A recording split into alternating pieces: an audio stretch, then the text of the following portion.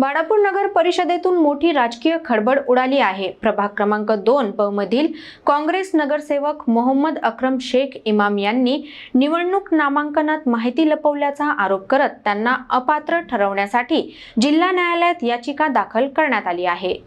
बाळापूर नगर परिषदेत निवडणूक प्रक्रियेशी संबंधित एक गंभीर वाद समोर आला आहे। प्रभाग क्रमांक 2 ब मधून निवडून आलेले काँग्रेसचे नगरसेवक मोहम्मद अक्रम शेख इमाम यांच्या विरोधात जिल्हा न्यायालयात अपात्रतेसाठी याचिका दाखल करण्यात आली आहे। निवडणूक नामांकन अर्ज भरताना त्यांनी आपल्याकडे 3 अपत्ये असतानाही ही माहिती लपविल्याचा आरोप याचिकेत करण्यात आला आहे।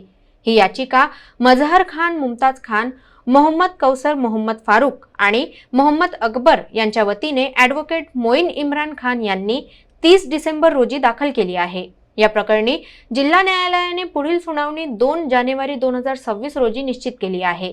सध्या या प्रकरणात न्यायालयाकडून कोणतीही अधिकृत नोटीस प्राप्त झालेली नसल्याचे सांगण्यात येत आहे।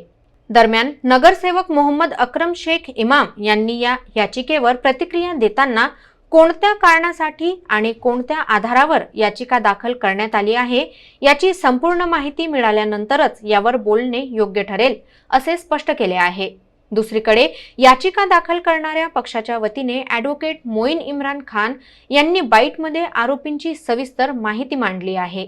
या प्रकरणामुळे बाळापूरच्या राजकीय वर्तुळात खळबळ उडाली असून आता न्यायालयाचा पुढील निर्णय काय येतो याकडे सर्वांचे लक्ष लागले आहे।